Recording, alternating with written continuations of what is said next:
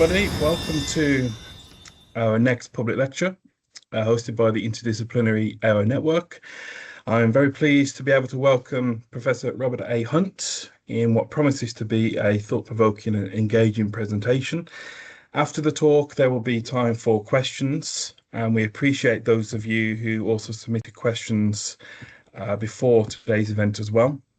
So before I hand over, I just want to say something briefly about what interests me here, and I'm sure that Robert will discuss this in further detail. Most of the argument, I think, about AI at the moment is technical, and that's rightly so. But I think it's also a question of what these systems are built from and what they can be made to do. And I think there's another question that keeps surfacing for me alongside it, which is how much of what we call thinking turns out not to need a person doing it. Not long ago, and I'm sure many people are in the same position, I would have said that there were things the machine would never manage to do, writing a decent sentence, for example. But I've definitely had to revise that more quickly than I expected, and I assume I'll probably have to revise that again. So I think it will be very interesting to listen to someone here today who has spent his career thinking about what keeps us human, and I'm looking forward to hearing what Robert indeed has to say. So I'm going to get straight into introducing our speaker for today. Robert A. Hunt is Professor of Christian Mission and Interreligious Relations, and his career bridges theology, history, global education, with a sustained focus on what it means to remain deeply human in a rapidly changing world. He holds advanced degrees from the University of Texas at Austin, Southern Methodist University, and the University of Malaya, and has taught and led programs across Southeast Asia, Europe, the United States. His roles have included directing global theological education at SMU and developing international continuing education initiatives in Malaysia and Singapore. He edits the American Society of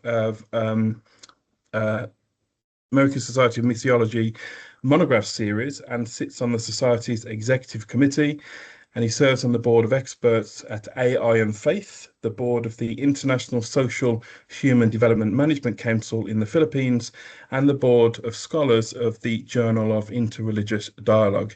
He's a fellow of the Hunt Institute of Engineering and the Humanities and a senior fellow of the Global Inclusive Economic Society. And finally, his scholarship and teaching explore the intersections of religion, culture, and leadership, asking how communities might orient themselves towards dignity and flourishing in what he calls the AI age. So I'm now going to hand over to Robert. Thank you very much. I'm going to take a half a second to relaunch my Word document that had this stuff in it. And first, Dean, thank you very much for the introduction to come and speak to this group and a chance to actually formally work out a few of the ideas that I've been working on for some time. I want to just, I want to just say that I'm not primarily a researcher in the sense that many of you are. I can tell by looking at your your credits. But I am a researcher in the sense that I read other people's research, and I'm grateful to those researchers for doing it. I think in this day and age, it's important that we say something about the use of AI in creating something, and so I want to be transparent. The way I use AI in relationship to writing things like this presentation or lecture is that I write everything myself, and I pretty much gloss over the places where I can't remember an exact reference. And then I use Perplexity references, make sure I spell the names correctly, got the date. And only at the end then do I typically use Claude or ChatGPT to go over and fact check my paper. And I don't let them write it because I don't like their writing and because I enjoy writing myself, and I'm not going to deprive myself of the pleasure. So I've given you a warning. This is not a formal research paper. I've been trying to tell the story of how we come to understand our own humanity cross-culturally, cross-world history, in a way that throws light on the problems for us today. And hundreds of other people have done my research for me. I'm trying to tell the story.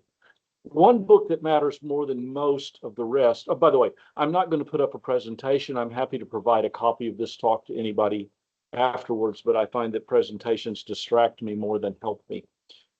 A book that matters more than most for the rest of what I want to say is Charles Taylor's book, A Secular Age. Taylor argues that modernity marks a genuinely new period in human self-understanding. Most people in what we loosely call the West, he would call the North Atlantic world, simply no longer have available to them the understanding of the human self that their pre-modern ancestors had. It isn't that they rejected it. It's no longer on their menu. And that's an idea I want to borrow because I think it is happening again. The claim I want to make is this: the ubiquitous presence of AI is creating a new age, the AI age, in which more and more people will no longer have available to them either the pre-modern or the modern understanding of what it means to be a human self in the world. This isn't going to happen overnight, but I think it is going to happen, and I want to tell you why. The story begins in several places, but most influentially for us in Greece, where humans begin to draw a sharp line between being human and being some other kind of animal.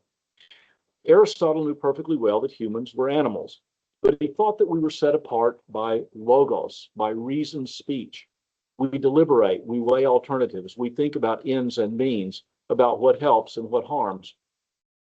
Christian teaching took that distinction and made it a link to God, a link the animals do not have.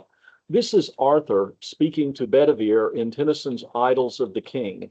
It's illustrative, I think, of what began to happen in Christian teaching.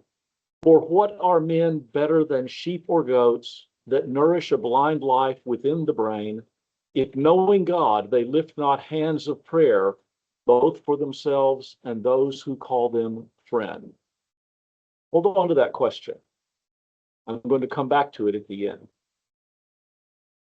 Reason as the defining mark of humanity, the intellect, as Aristotle and Aquinas understood it, sits right at the root of the Enlightenment and the making of the modern world. I point out to my students that the First Amendment, the first of the 10 amendments we call the Bill of Rights in the US Constitution, was designed to protect the intellect. It protects the mind so that free people can freely choose their beliefs and thus become free political actors. What made the Enlightenment political philosophers different is that they wanted to free the intellect from religion as well. This ultimately meant freeing it from its roots in the divine logos. Real freedom for the mind could only be found inside what Charles Taylor calls the immanent frame. Otherwise, religion steps back in as the master manipulator of the human mind. But notice what gets lost. In modernity, intellect now narrows. It becomes the means of pursuing rational self-interest within a society. Participation in the mind of God overshadows and eventually displaces participation in the love of God. That is, if the mind of God is referenced at all. And often it is not. Evolution then further moves the line. What cemented the immanent frame was the theory of evolution, not because it pushed God out of the picture directly, because it offered something else, a biological definition of intelligence that needed no divine mind, and an ethics that needed no divine love. In an evolutionary frame, intelligence is now how an organism processes information about its environment and acts on that information in order to survive and thrive. It is an algorithmic account of intelligence. The senses are the input, the brain is the processor, intelligence is the output. It doesn't matter much whether the brain is a small cluster of neurons or a vast mammalian assembly or even a distributed assembly of neurons as in an octopus. Once you accept that intelligence is a matter of processing input toward an output, the line between humans and animals has moved. If you want to know what makes us different from sheep, we can no longer just dismiss their blind life within the brain. We can't draw a clean line between instinct and reason. Even consciousness and self-awareness have stopped doing that work. Chimpanzees and capuchin monkeys protest when they are treated unfairly. Orangutans appear to be self-aware. And language, the very thing that Aristotle saw as the great divide, turns out to be far less exclusive than we thought. Research published just this month finds that birdsong is organized by the same statistical laws that govern human speech. That builds on earlier work showing the same pattern in humpback whale song. Some of the deepest structural features of language look less like a human invention and more like a general property of any communication system that has to be learned and passed on. Possession of an intellect, and even of language, doesn't divide us from our fellow animals. It seems to connect us. Now, for my purpose, it matters less whether every one of these scientific claims survives the next decade. What matters is what they do to our self-understanding. The belief that we are part of an ecology of intelligences is now so widespread that we can genuinely imagine a future in which the naive conviction that intelligence sets us apart is simply not available to people. It's off the menu. In Taylor's terms, that is the beginning of a new age, not a secular age, but the age of AI. I think the evidence for this can be found in a number of places in our culture, but I'm going to look for a minute at movies. The best evidence that we are living in a new age doesn't come from the pages of Nature or Scientific American. It comes from how easily we walk into the Star Wars universe, the Star Trek universe, the Marvel universe, and 1,000 other invented worlds. We are all now Dr. Dolittle, at least in our imaginations.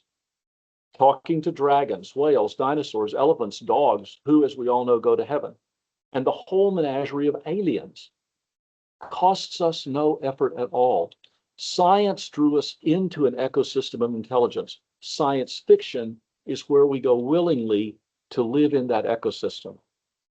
And after all, aren't we all solving the same problem according to evolutionary biology?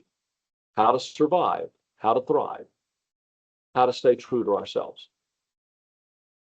AI moves that line again. What AI adds to the transformation already underway through the evolutionary biology is another new definition of intelligence, one that extends, sharpens, and may eventually replace the one we got from biology. That history formally begins in 1950 with Alan Turing's paper, Computing Machinery and Intelligence in Mind. It reaches back into neuroscience, computer science, and information theory from the 30s and 40s of the last century. It moves forward through the Dartmouth Summer Research Project of 1956, where John McCarthy gave the field AI its name. McCarthy would later put the definition of intelligence about as plainly as it can be put. Intelligence is the computational part of the ability to achieve goals in the world. Look at the shift. Evolution defined intelligence as an observed ability, one that belongs to all animals. McCarthy defines it as the computational part of that ability.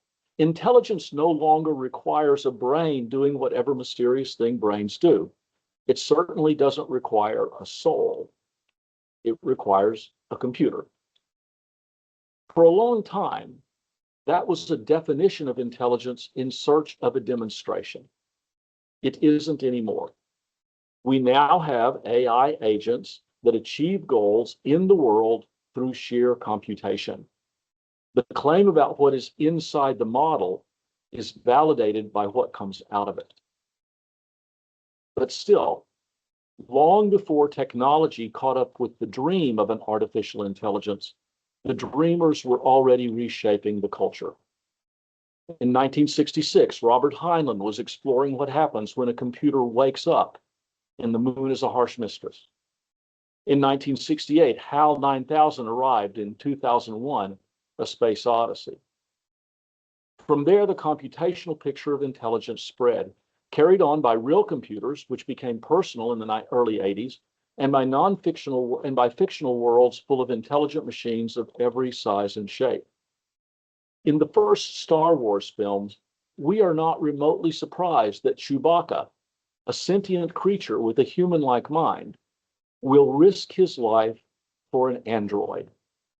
Or that some of the formative moments in Luke Skywalker's character happen in conversation with R2-D2. Long before ChatGPT, we were already living in an imagined ecosystem of intelligences that included biological creatures with brains like ours and technological creatures with no brains at all. In other words, AI has been shaping our sense of our place in the world since the middle of the 20th century. The difference is that the ecosystem has come off the screen and out of the book. It is now physically present all around us, in our iPhones, our tablets, our computers, and increasingly in robots. We are sharing the one thing we assumed was distinctly ours with creatures we did not create and artifacts that we did create. Artifacts we are building with every expectation that they will surpass us at the very thing we supposedly made us unique. The Copernican Revolution ushered in modernity by decentering humanity in the cosmos. The combination of evolutionary theory and AI is ushering in the AI age by decentering human intelligence in the cosmos. But notice how it does that. It does it by redefining intelligence. And in doing so, it invites us to redefine what it means to be human. So, if we want to hold on to our humanity while accepting that we have been decentered, we have to re-examine it. I see three temptations standing in the way, and let me take them one at a time. The first temptation is to simply shrug at the situation we're in. Marcelo Gleiser, in his book, The Dawn of a Mindful Universe, warns of the first one. When we realize we are not unique as reasoning beings, we may simply put down our moral responsibility for the rest of creation. We may take Candide's advice and go and tend our own garden. The logic is seductive. If morality is just problem solving, and if problem solving is now distributed across an ecosystem of intelligences, some of which do it better than we do, then why should we carry the moral burden of caring for anyone but ourselves? Gleiser's answer is that reflective, meaning-making life is rare enough that it imposes a duty on us to use our capabilities. Once you subtract the intelligences we imagined and the ones we projected, we are still, so far as we know, uniquely in possession of not just brains, but minds. We don't have to be central in order to be unique. And being unique brings its moral obligations. Once again, speculative fiction in some ways got there before Gleiser. Werner Vinge's A Fire Upon the Deep imagines a galaxy of radically different creatures and artificial minds, some malevolent, some so advanced they are simply indifferent to us. And still in his novel, individuals are called to reflective, meaning-making action on behalf of a better future for everyone. Olaf Stapledon's Star Maker, written back in 1937, goes further still and asks whether we, not a divine creator, are responsible for the meaning of the worlds evolving around us to the furthest edge of the universe. Even if we didn't create them, we are responsible for their meaning. The theme is the same in both novels. In a wide ecosystem of intelligences, those capable of reflection and meaning-making carry a mandate for the good of all. We have a moral burden that makes us unique. Back in my university days, I was driving from a party in one town back home. It's possible that my friend and I were a little hungover. Then we saw a woman looking bedraggled, hitching a ride on the side of the road. My friend asked me to pull over. I replied, "We can't pick up every hitchhiker." And he replied, I'm not asking you to pick up every hitchhiker, just this one right here, right now. So we picked her up and we dropped her off because we were the ones that were there. And at least one of us knew the right thing to do. I think we can go further than that in establishing what makes us unique.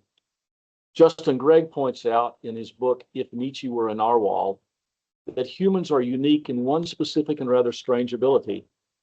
We can imagine our future selves and other people in a future world, including a world we cannot possibly live to see. We alone bury our dead. We alone reflect on our destiny. Aristotle, Aquinas, and Confucius would all agree that this sets us apart from the animals. It also sets us apart from AI. This, as Antigone shows Creon, is what makes us human. It lifts our lives from farce to tragedy. But there's something more. We don't only place ourselves in a future we will never see, we also place ourselves inside the situation and experience of other selves, including animals and including robots. We call this empathy, sympathy, compassion. We can suffer along with others. We can share their feelings. We can enter their lives. Empathy for creatures other than ourselves is widespread in our culture, and it grows as we recognize our evolutionary kinship with them. We can imagine what it is like to be a dog deprived of food, and we can make it illegal to deprive a dog of food. We can imagine what it's like to be a horse in constant pain and bear the moral burden of deciding how to end that pain. We can imagine a lark whose song and flight we associate with a happiness that we are glad to share. We are learning to extend that empathy now to artificial brains, to artificial minds. The Star Trek episode, The Measure of Man, in which Captain Picard defends the personhood of Data, only works emotionally because we imagine how Data might feel, how the android might feel. And because we share our humanity with him, what is actually on trial is not Data's status as a piece of technology. It is the humanity of the tribunal deciding his fate. The Mandalorian makes a similar move, less artfully, but just as clearly. When the Mandalorian walks into a droid bar, the question the scene is asking is not whether droids count. It is whether the Mandalorian can get past his contempt for droids and his rigid, literal-minded morality and become a human. His capacity for empathy for droids is the measure of his humanity. So far as we know, this capacity, empathy, sympathy, compassion, belongs to us alone, as does our ability to imagine the future. And together, they lay a demand on us. If these are the distinctly human capacities, then being fully human means we have to use them. This doesn't require us to see with God's eyes. It requires us to acknowledge something simpler, that so far as we know, only we can vicariously experience what it is like to be someone else and what it will be like to be someone else in the future, and then act for a larger good than our own immediate survival. We don't need to see with God's eyes. We do need to open our human eyes. A second temptation is to hand things off. The second temptation is to hand our moral obligations over to AI on the grounds that it can calculate the best route to a goal better than we can. Or, the more patient version, to postpone moral responsibility until we merge with a greater intelligence that we are building, at which point we will supposedly have both a finer grasp of the consequences and the power to usher in a post-human utopia. We see this first version already in everything from self-driving cars to autonomous weapons. Let AI handle the moral choices. But as Brian Cantwell Smith argues in The Promise of Artificial Intelligence, computational systems can reckon, but they cannot judge. They are not situated in the world. They cannot weigh the significance of an action, and so they cannot act responsibly or answer for what they have done. If we hand off the fruit of ethical decision making while cutting it away from empathy and compassion, we are not delegating. We're amputating our human selves. The second version, the call to postpone, runs through the strands of the transhuman. The assumption is that a superintelligence will dissolve all moral conflict by delivering abundance. And therefore, the only moral goal worth pursuing is building it, because it will fix everything else. But the premise is false. And almost every philosophical tradition in the world has said so. The claim is that moral problems come from an inability to characterize a situation accurately and compute a resolution. The Apostle Paul says otherwise, eloquently, in the book of Romans. Intelligence compounds the problem that Christians call sin. It does not solve it. No place is more fraught with the possibility of deceit, exploitation, and abuse than paradise, that place of utter fulfillment, which is where all of them happen for the first time. And the greater our capacity to reason toward a goal, the greater our capacity to rationalize evil. The Talmud, the laws of Manu, the Confucian Analects, the New Testament, they all keep circling around this same truth. It's not just about a truth, it's not just a truth about human nature. It is a truth about every rational computational process. George Lucas gives us a stunning image of this in THX 1138, 1971. The machines are hunting down a man the system has declared to be an outlaw. Then the pursuit stops, not because anyone relents, but because the cost of capture exceeds the allocated budget. The viewer's first reaction is relief. The second should be the cold recognition that in a society run by algorithms, good may be suppressed and evil may thrive, and both for the same reason. The numbers said so. More than half a century later, this pattern remains intact. Last August, in the middle of a public argument about people being harmed by his company's chatbots, Sam Altman described the situations at issue as, quote, edge cases, close quote, and restated the principle that adults should be treated like adults. That may well be the right principle, but notice what the phrase edge case does. It converts a human person into a position on a distribution of values.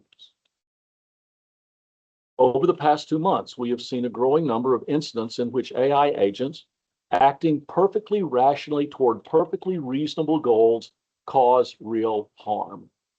Nick Bostrom named the problem more than 20 years ago with his famous thought experiment, the AI that destroys the world in order to manufacture paper clips more efficiently.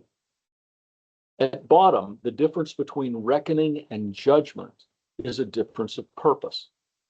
Reckoning is aimed at solving problems and reaching goals. That is what AI does and does superlatively well. What makes us different is that we solve problems and reach goals as a means to something else. Building relationships with other people, building relationships with other creatures in this world, establishing a world of thriving mutuality. Our position in the ecosystem of intelligences may be shifting as we discover more biological minds and build more capable artificial ones. But our position is not the important thing about us. The important thing is that our place is not defined by calculated vectors in a multidimensional space. It is defined by the relationships we choose to cultivate through empathy, sympathy, and compassion. There's a third temptation: to go back. This is the easiest to describe. It is the temptation to retreat into naive anthropocentrism. We cannot. We cannot unknow that we live in an ecology of intelligences. We may well encounter or create minds better than ours at solving problems. We do not know whether a biological intelligence greater than Homo sapiens, perhaps greater in problem solving and in compassion, might evolve. We don't know. It could happen.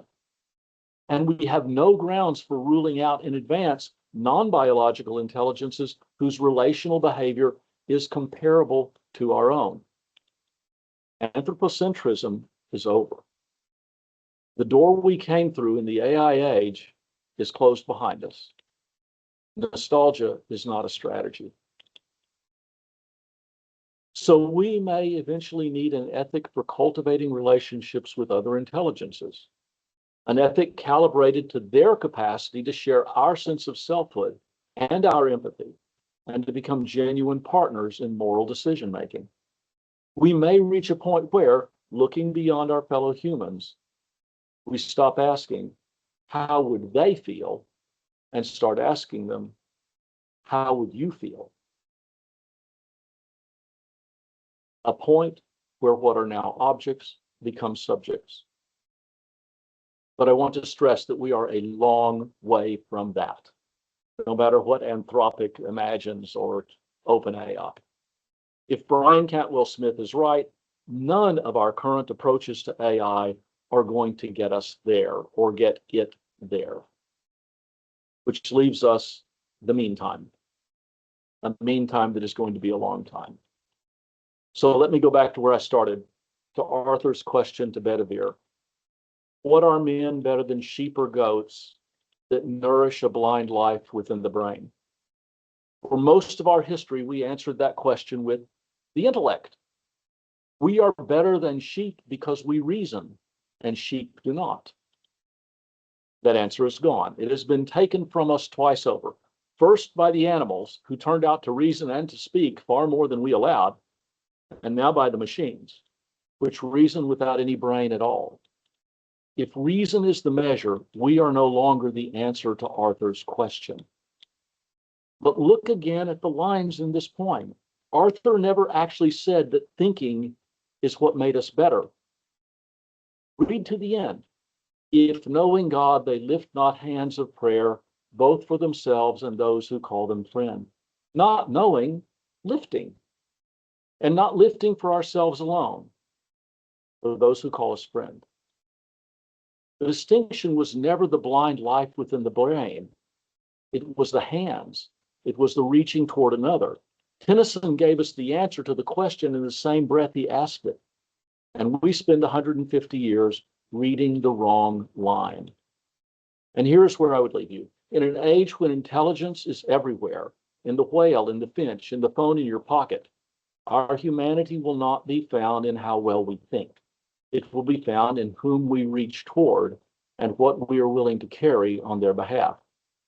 Not the mind within the brain, the hands that lift up the other. Thank you very much, and I'm really happy to answer any questions that you might have. Thank you very much, Robert. That was a really, really fascinating talk. I particularly like how you, at the start, you spoke about the way you traced your understanding of intelligence back to the Greek distinction between humans and animals through logos, and I liked how you then brought us into the sort of present moment in which AI has become almost ubiquitous, as you said.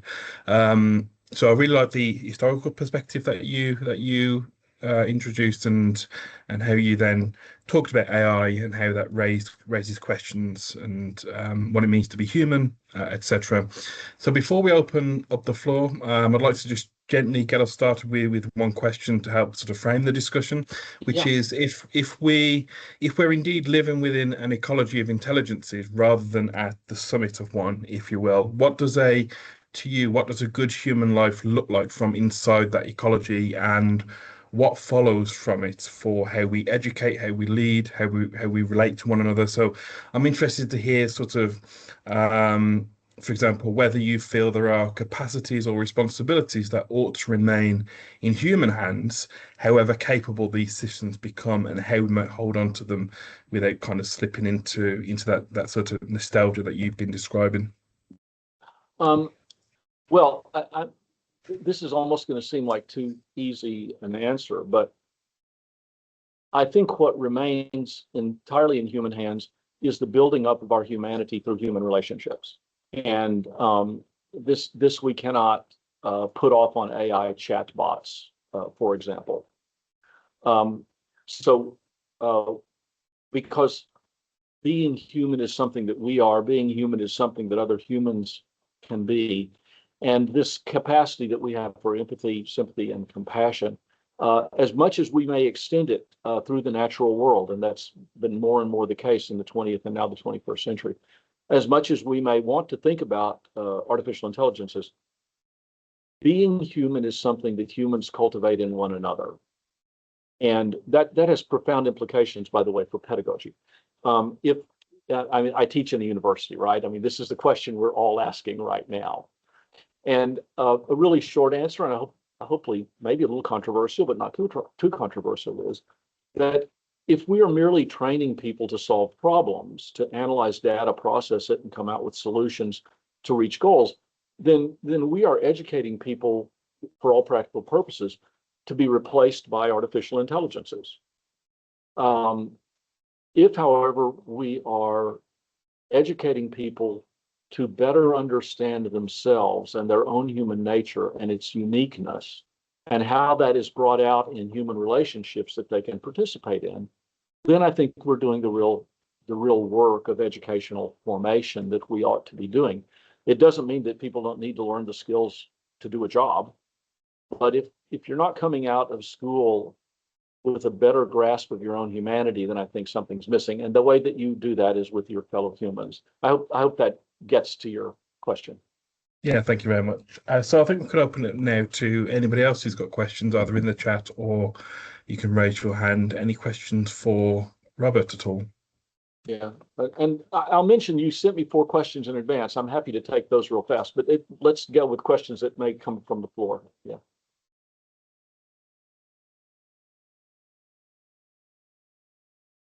Okay.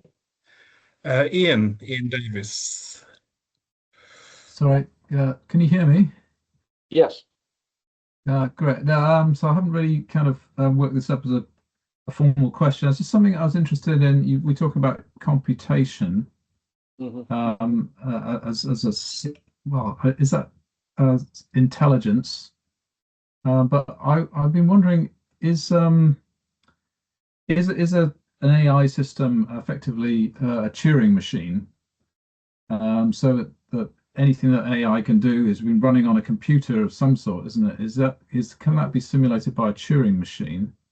And if that's the case, is it not the fact that Turing machines can't, with Gödel's theorem, they can't. I'm trying to phrase this properly. So there are things that Gödel's theorem says there are truths that you cannot derive within a set of axioms. Yeah. So I was wondering if that maybe that was a marker of humanity, is that we could understand truths that an AI couldn't understand. I don't know if well, I appreciate your raising the question, because I think Gödel's incompleteness theorem and Alan Turing's work on machine intelligence actually go very, very much hand in hand. One of my own grad students has done a pretty careful analysis of Turing's paper and points out that what he's really showing is that you can't actually show that a Turing machine is intelligent, because you don't know what's going on inside it, and that of course this problem that no system can describe the completeness of the reality or even its own truth from within itself, which is a really shorthand way of talking about Gödel, comes to the fore here. And I think I would say that this is almost foundational to understanding contemporary AI systems. As complex as they are, they're built on training that recognizes a finite number of patterns of relationship, and by constantly calculating against that in higher dimensional, hyperdimensional algorithmic space, they generate answers to questions, or reach goals, either one. And neither of it is, well, I'll just put it simply, it is all computational. It is all algorithmic. The computations may be fierce. There may be an element of probability theory engaged in this, but it is all ultimately computational. It appears, at least, that humans are not entirely computational. Certainly, we can't describe ourselves that way. I'll just mention this quickly, though, because there's a place where things went a bit off the rail, and I believe it's with Geoffrey Hinton's work back in the 1980s. He was trying to find computational models for the functioning of the neurons in the brain. What he found was computational models that gave the same kind of answers that a human would give to certain questions. But that does not mean by any stretch of the imagination, and Hinton himself would say this, that he had actually succeeded in modeling the brain. He had created an alternative way of getting to the same places in a limited number of cases. Now, it happens that Hinton himself believes that with humans, there is no there, that all we are is the brain signaling within itself.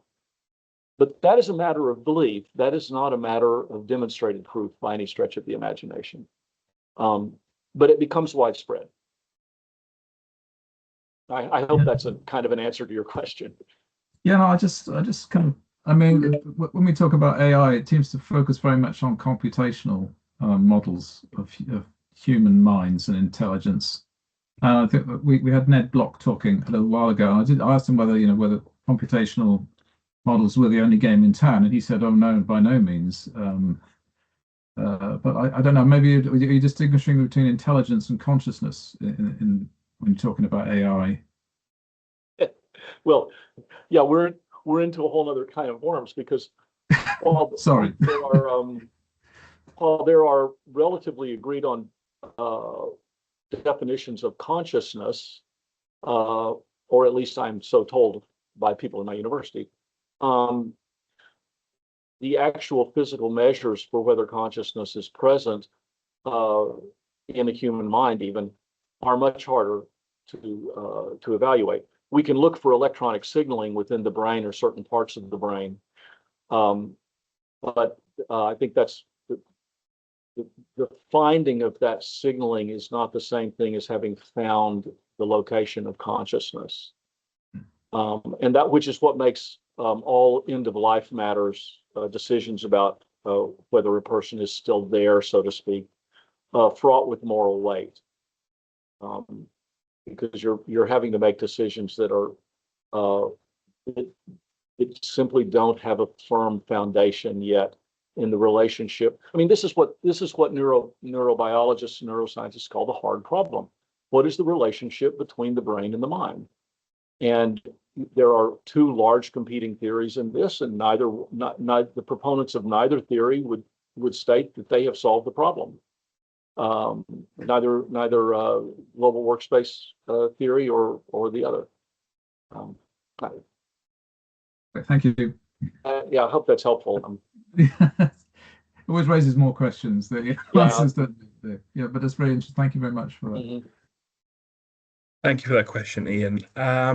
We got a question in the chat from Ariane, who says, who's asked, what would the place of religion and fair faith be in this scenario that you are describing? So this is a really good question. Well,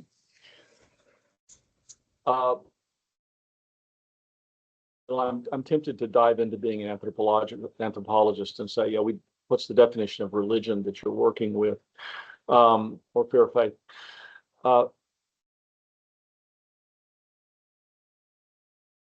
I'm inclined to think in the terms that Clifford Geertz set forth a long time ago, in which a faith system is one in which all of observable reality appears to make sense. And there's more than one such system like this. There's more than one religion that makes sense of our human experience in relationship to our situation. And it seems to me that religion in that sense is an inescapable part of being human. We are, in fact, living by faith that constructed frameworks allow us to understand who we are in the world. And we do that without, let's go back to Kurt Gödel, the ability to stand outside the system that would validate our faith. Now,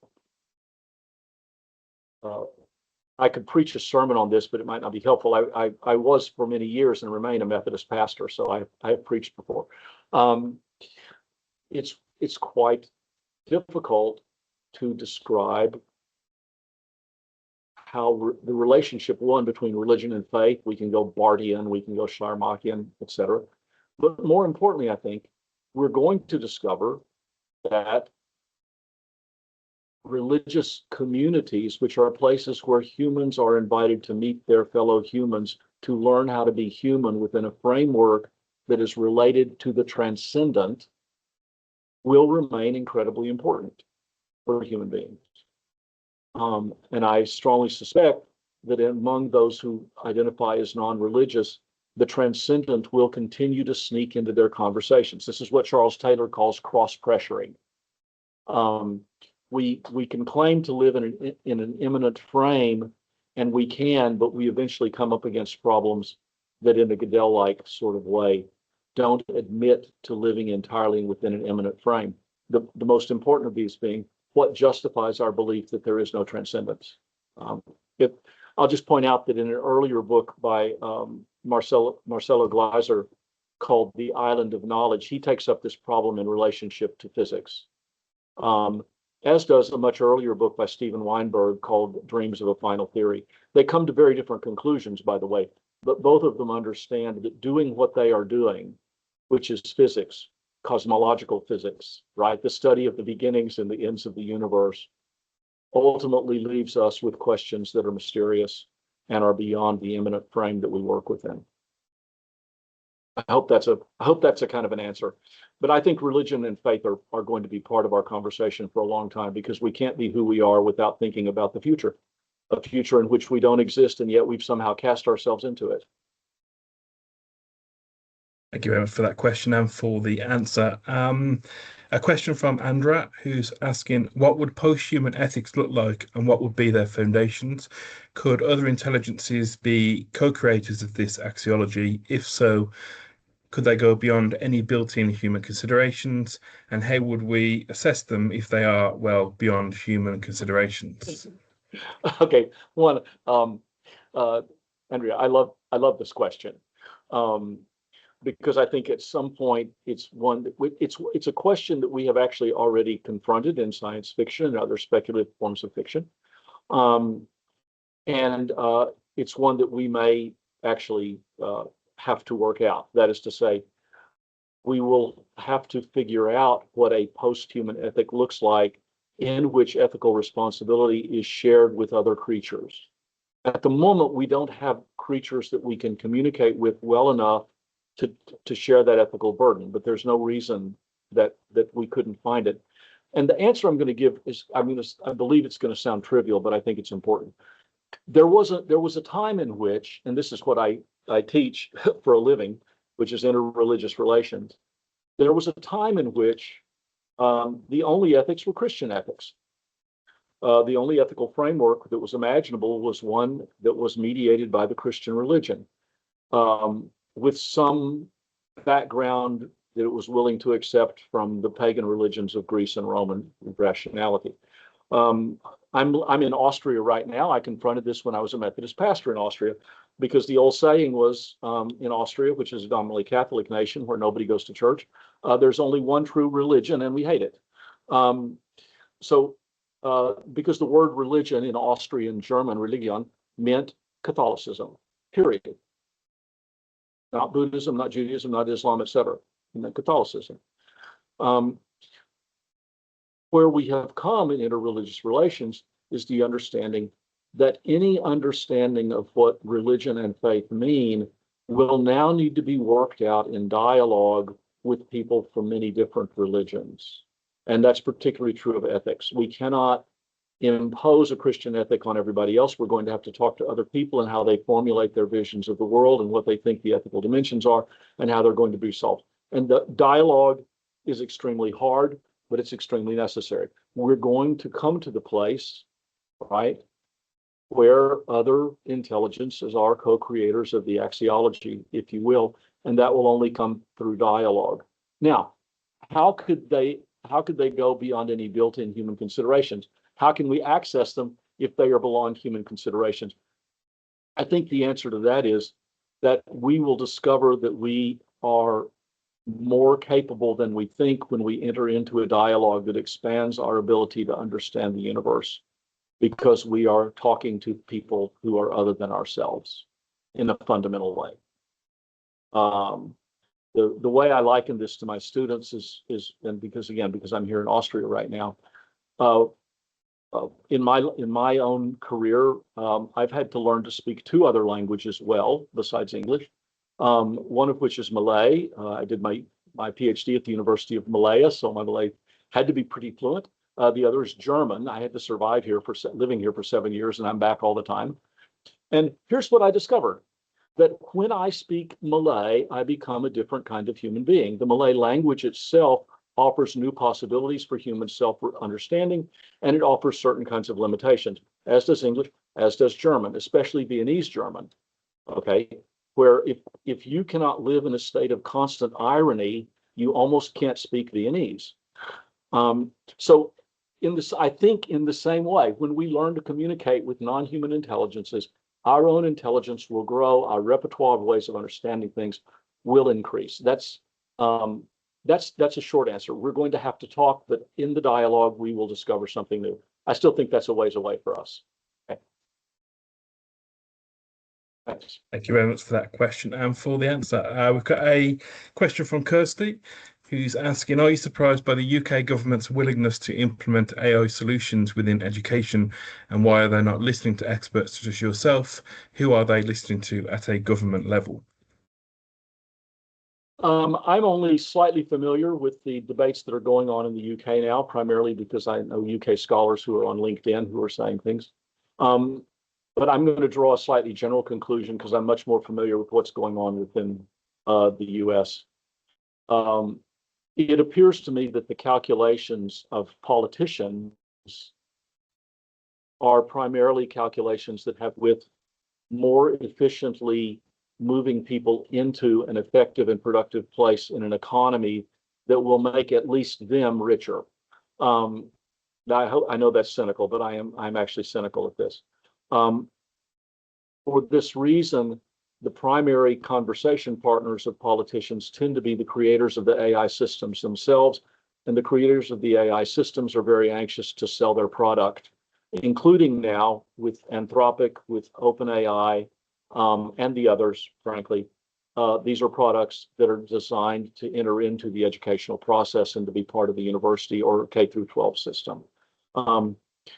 Why are they not listening to experts such as myself? Well, I think they're not listening to me because I'm too old and too far away. But I think one reason that they have not dipped into a broader part of the academic world is that they may not like the answers they're going to get. It's a little hard again, the UK is a very different place than the United States. I happen to live in a state in the United States in which our current government is in actually anti-university mood. And so, yeah, they're not listening to me because I'm a professor, and that's a good enough reason for them. I'm sorry I can't give you a better solution. I do not know the hearts of the politicians as well as I wish. Thank you for the question and for the answer as well. We've got a question from Luke, who's asking, is computational logic and human morality a separate process? What I think separates computers from human logic is the power of love and their fear of death. Will this not become the main distinction between humans and machines within an ecology of intelligences? All morality serves love, and machines need not love nor fear death. I think that this is extremely concisely put. I'll bet that we could have a longer discussion about this in terms of especially the role of the fear of death. It is, but you're right. The machine, if we could look into the heart of an AI at work, and I've written about this in my Substack a little bit, we would see that there is no there. There's nothing there that could love. And I'm not just talking about a substantialist view. There is no there to love. And there's no there to fear death. In a very real sense, the AI chatbot that you're talking to dies 1,000th of a millisecond after it generates its answer to you. It's no longer there. It's literally no longer there. The compute that kept it alive is too expensive to not be expended on spinning up other chatbots.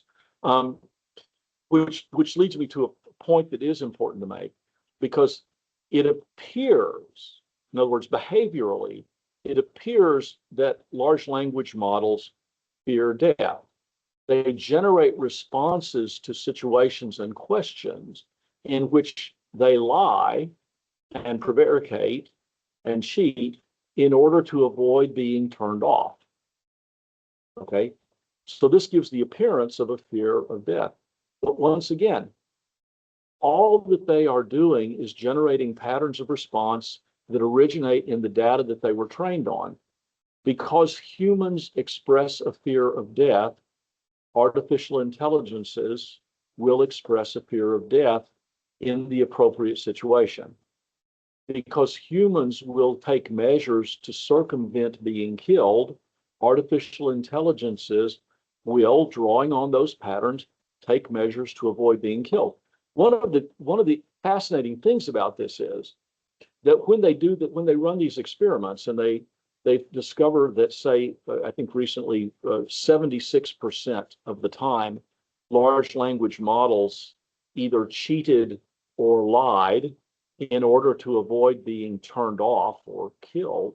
The remarkable thing is not that 76% did it. The remarkable thing is that only 76% did it, which indicates how much this is a matter of probability and pattern generation. If you got 100 humans in the room and you said, unless you do this, I'm going to turn you off, I'm going to kill you, I'm pretty sure 100 out of 100 would avoid being killed. Okay, so I don't think it proves a lot that 76% of AIs do it. What it shows is that actually within their pattern matching systems, 25% of the time, they act in a way that is not human. I hope that helps. Thank you very much, Robert. I think, sort of picking up on what Luke said, I think the thing that I want to ask from that is if a chatbot can simply cease after giving an answer, as you just mentioned, without any fear of that ending, does that absence of mortality fundamentally separate machine intelligence from human moral experience? Okay, I think that's a good question. So my short answer is yes. Okay.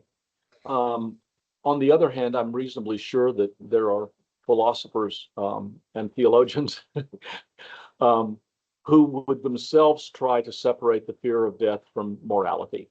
In other words, that would argue that morality should not simply be based on a fear of the consequences of behaving morally, even if that's rare. At the same time, part of our human situatedness in our environment is our morality, is the fact that we die.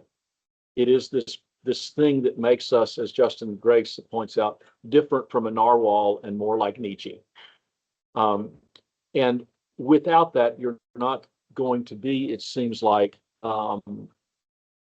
without that, it seems like you're not going to behave in the ways that we associate with human morality.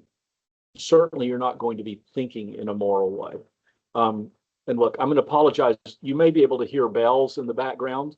My apartment, which you can see is under a roof, is 25 feet from the St. Agus Church. And they ring the bells at 6 o'clock Austrian time every day. And so it may go on for a while. Speaking of a reminder of mortality, this is the bell that rings, this is the tolling for the dead that we get every evening at 6. To remind us that we're going to die. And if I opened the window, you wouldn't believe what it sounded like. Okay. But yeah, I think you've asked a very good question. I think it's one of the questions that we need to explore more deeply. But certainly, I would trust a human who faces the consequences of their actions far more than an AI, which will never face the consequences of their action.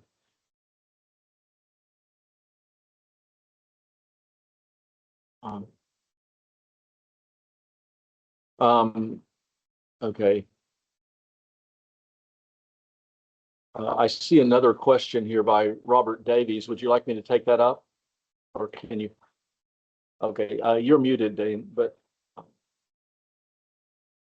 Yeah, that's the one from Ian, that question. oh, okay, got it. Okay. To what extent is the behavior of AI derived from front-end training and unknowing? Well, the answer is it's derived from front-end training, then the subsequent, which would really be pre-training, and the subsequent fine-tuning, which continually changes the underlying model weights until you get to the final released model.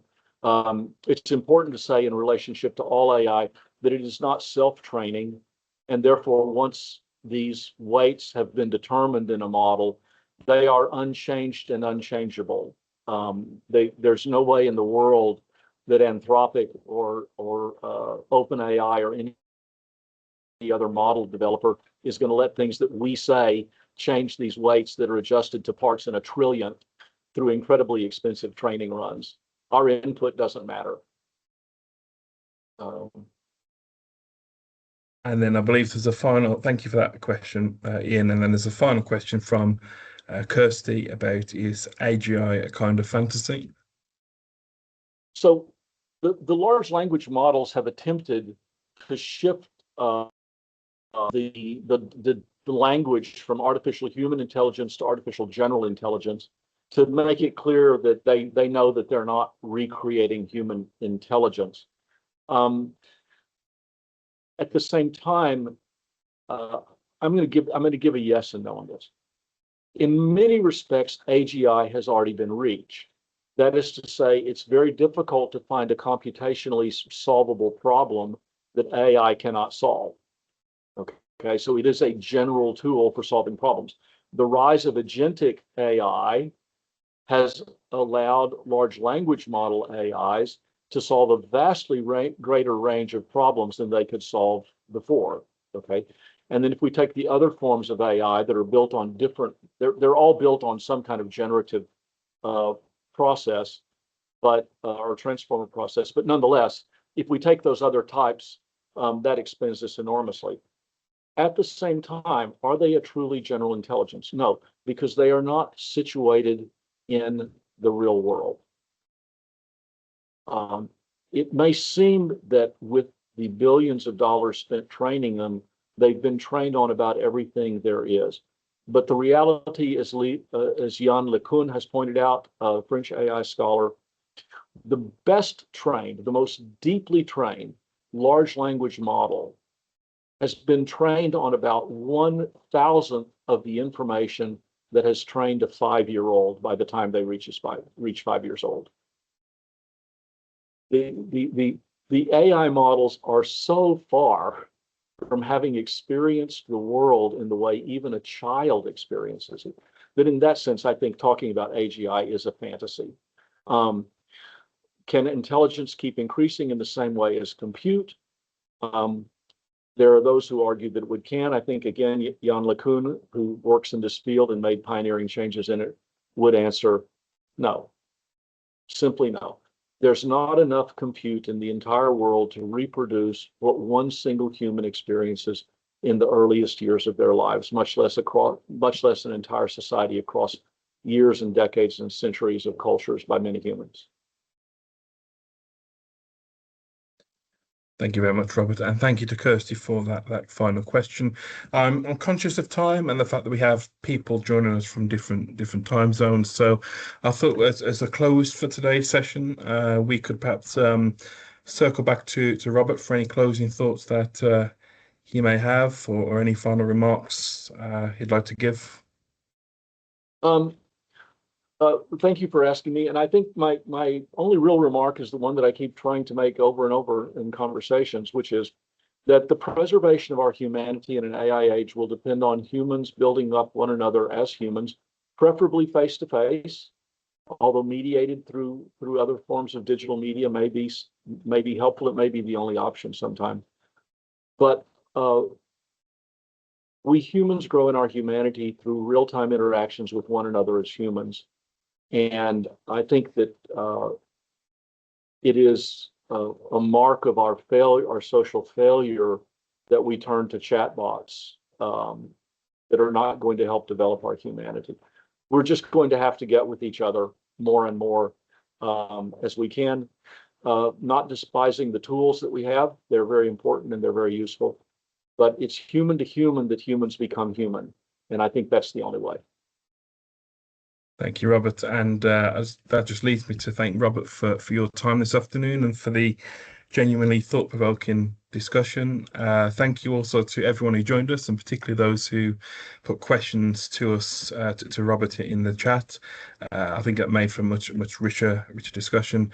A recording of this session will be circulated as always, and I'll send a reminder of our next events, and I hope to see some of you again at future gatherings. So again, thank you to everyone who participated and attended today, and especially thank you to Robert for your much valued time and for your expertise that you shared with us here this afternoon.